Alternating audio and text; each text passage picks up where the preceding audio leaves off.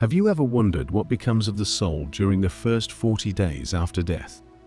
In this reflection, we will turn to the insights of Edgar Cayce, often called the sleeping prophet, to explore this profound transition. Together, we will journey with calm awareness as we consider the soul's path beyond the physical. Edgar Cayce was born in 1877 in Kentucky. He had only a modest education, completing about the 8th grade, yet he became known for remarkable abilities. Through thousands of trance readings, he spoke of healing, dreams, prophecy, reincarnation, and the afterlife. His words continue to inspire seekers of truth. Nearly a century later, one of the themes found again and again in his readings is how the soul transitions after death. What is seen? What is felt? What is learned? Especially in the first 40 days. This period is seen in many spiritual traditions as sacred, a time of unfolding, a time of adjustment, a time of becoming aware in a new way. Day 1 begins with the moment of passing. As the physical body ceases, Cayce's readings describe the soul experiencing a release, a loosening of its tie to the body. There is relief, there is awakening, yet also confusion.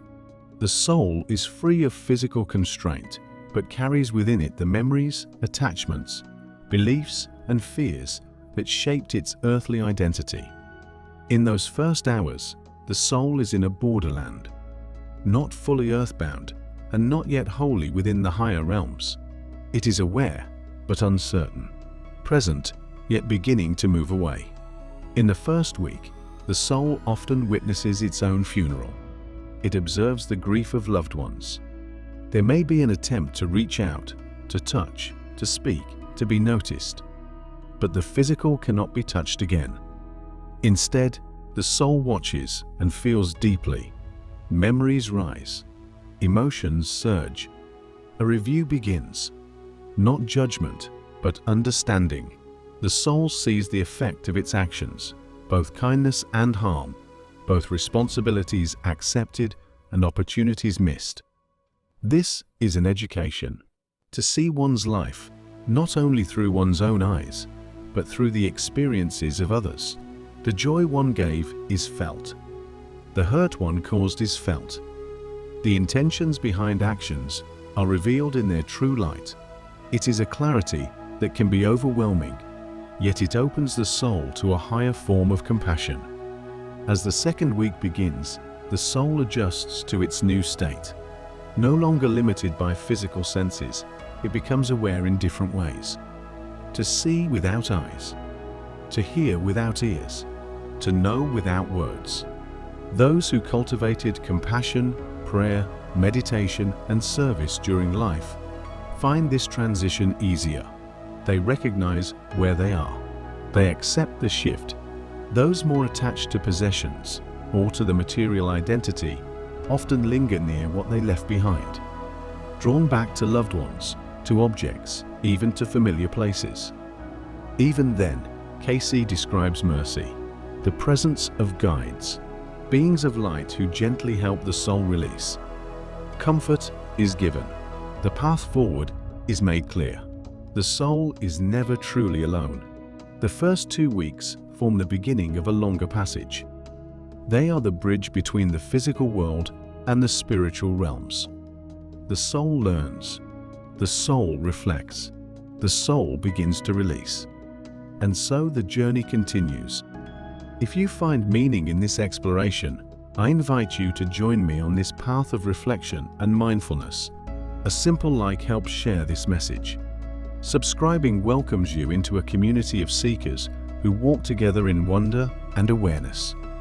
As the journey continues into the second half of the first month, the soul enters a deeper stage of reflection. The days between 15 and 21 are described in Cayce's readings as a time of greater clarity. The initial confusion of leaving the body has faded. The awareness of the new dimension grows stronger. What rises now is the life review in its fuller form. The soul not only recalls events, it begins to see patterns, not only the actions, but the reasons behind them. the choices that shaped a path, the habits that created opportunities or closed them, the moments where love guided a decision, the times when fear or anger stood in the way.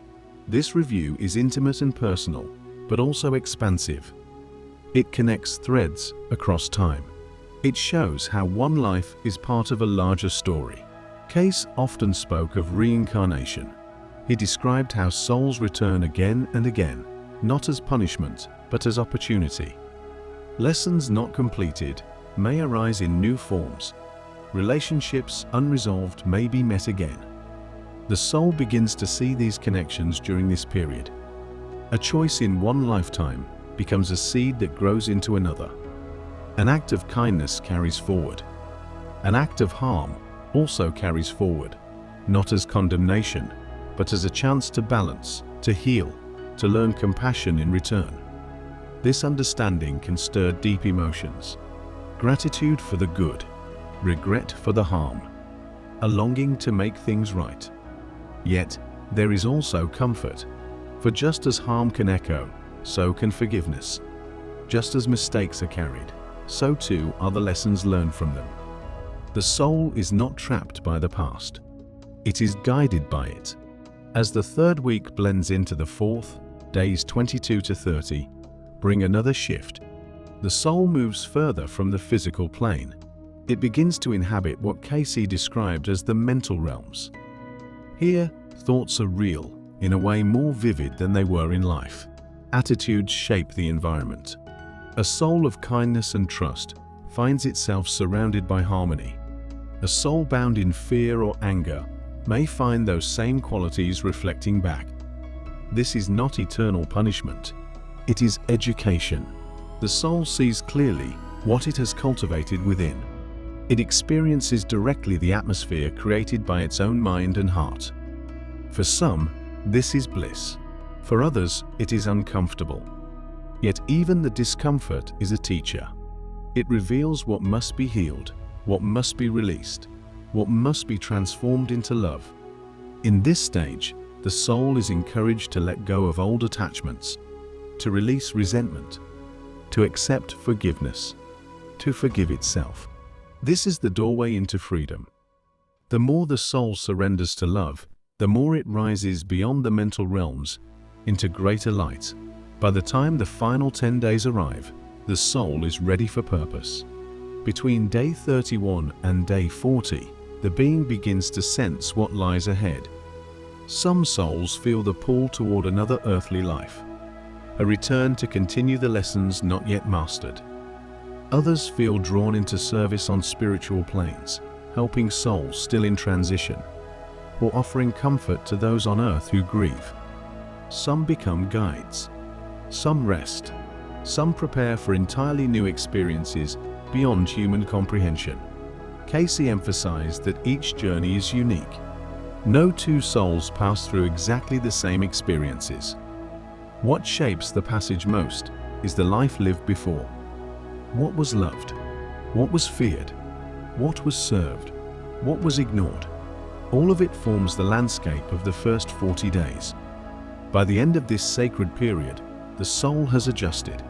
It knows itself more clearly. It has seen the truth of its past. It has released at least some of its burdens. It has opened to greater guidance. The way forward is no longer blurred. It is ready for the next step in its eternal journey. If you have stayed with me through this reflection, I invite you to take a breath and carry these insights into your own life. Live with compassion now. Forgive while you have the chance. Offer love where it is needed. Each choice matters, not only for this life, but for the life to come. If this message has resonated with you, a like on this video helps share it with others who may need the same reminder. Subscribing joins you to this space of reflection and mindfulness, where together we walk gently through the mysteries of existence. When we look more closely at the final stages of the first 40 days, what we see is not an ending, but a preparation. Cayce often spoke of these days as a time when the soul is carefully balanced between memory and destiny. The past is still fresh, but the future begins to unfold. This is why many traditions treat the 40th day as sacred. It is the crossing point. The soul has had time to look back, but now it must turn forward. One of the most profound elements of this period is the recognition of interconnectedness. The soul begins to see how no life stands alone. Every thought and every action links to others. A simple word of kindness may have rippled through generations. A careless act may have echoed in ways never imagined. From this higher perspective, the soul begins to understand the web of life, not as an idea, but as a living reality. Cayce's readings describe this awareness as a kind of awakening to the law of love. Love is not merely an emotion. It is a force, a structure, the very fabric of creation. The soul learns that harmony with love creates freedom, while separation from love creates limitation. During these final days of the 40, the soul leans more and more toward harmony, for it sees clearly the futility of clinging to the lesser things. Another theme that arises in Cayce's work is the presence of helpers, spiritual beings who act as companions, teachers, and guardians. Some are ancestors. Some are guides chosen long before birth. Others are more universal presences, messengers of divine order. Their role during this transition is to help the soul stabilize, to reassure, to point the way. The soul may experience this as a feeling of being surrounded by light, or as voices of wisdom, or simply as peace replacing fear. This support is crucial because not every soul leaves the body in calmness. Some pass suddenly, some pass with pain, some with confusion. Yet Cayce emphasized that no soul is abandoned. However dark the beginning may seem, guidance is always present. The task of the soul is to allow itself to trust, to release the clinging, and to follow the thread of light. The period also carries with it a sense of choice. Cayce explained that the soul retains free will even beyond death. It may cling to what it has left, or it may turn toward what is ahead. It may remain near the earthly plane for a time, or it may rise quickly. It may resist the review, or it may embrace it. In the end, the lessons cannot be avoided. They are part of growth, yet the pace, the manner, the willingness, these belong to the soul itself. This freedom means that the first 40 days are not rigid. They are a pattern, not a prison. The stages Cayce described are broad, yet within them, the details shift according to each individual. Some may move quickly through recognition and release. Others may linger in reflection. Some may cling to loved ones until comforted. Others may be eager to move onward. The path is personal, but the principles are universal. By the final days, the soul often feels a new steadiness. The shock has passed. The reflections have deepened. The attachments have loosened. There is a readiness, even an eagerness, to see what lies beyond. For some, this may be reunion with a soul family. For others, it may be preparation for a new mission on earth. For still others, it may be exploration of higher planes, where learning continues in ways beyond language. Always the direction is forward. Always the purpose is growth. Always the foundation is love. Cayce was clear that none of this is meant to frighten. Rather, it is meant to comfort and to inspire. To remind us that life is continuous. That death is not a wall but a doorway. That what we are becoming is more important than what we leave behind. The 40 days are a gentle crossing. A time of honesty, a time of healing, and a time of becoming more fully who we are. As we reflect on this stage of the journey, may we also reflect on our present lives. What attachments could we release now? What forgiveness could we offer today? What kindness could we extend while it can still be felt with earthly hands and earthly voices? To live with this awareness is to lighten the soul even before the time of crossing arrives. If these reflections have given you clarity or comfort, consider sharing that support with others. A like on this video helps it reach those who may need the same reminder. Subscribing connects you to future explorations here on Reflections and Mindfulness, where we continue to walk together through the mysteries of the soul. As we enter the final reflections on Edgar Cayce's vision of the first 40 days, it becomes clear that this passage is not only about death, it is also about life. For in understanding how the soul moves after the body is gone, we gain wisdom for how to live while we are here. The greatest message Cayce offered is that consciousness survives. Death is not the end of awareness. The soul continues to see, to learn, to feel, to grow. The 40 days are proof of this continuity. Proof that love does not cease. Proof that the bonds of family and friendship are not dissolved. Instead, they take on new forms. Instead, they remind us that connection is eternal. Cayce described the afterlife not as a single place, but as layers, realms of mind, realms of spirit, realms of creation. In the first 40 days, the soul lingers close to the earthly realm, for that is what it knows. Yet slowly it rises. Slowly it awakens to greater dimensions. The pace depends on readiness. The direction depends on choices made in life. But the invitation is always upward, always into more light. This vision resonates with many traditions around the world. In Tibetan teachings, the soul passes through bardos for about 49 days. In Christian custom, the 40th day is remembered as the time of ascension. In folk practices across cultures, there are prayers, vigils, and offerings kept for 40 days. These parallels suggest that Cayce's insights touched a universal truth. Humanity has long felt that the passage of the soul carries a rhythm measured in weeks, ending with the sacred count of 40. What does this mean for us now? It means that we are shaping our own 40 days by the way we live today. Every act of kindness strengthens the soul's ease. Every moment of forgiveness lifts its burden. Every step toward love clears the path. In the same way, every resentment, every greed, every cruelty becomes a weight. The soul will face these weights in review, not as punishment, but as opportunity to learn. Knowing this, we are invited to choose wisely now, to live in harmony now, to make peace before the time of crossing. Cayce also reminded us that guides surround us even in life. We are not alone now, just as we will not be alone then. Intuition, dreams, sudden inspiration.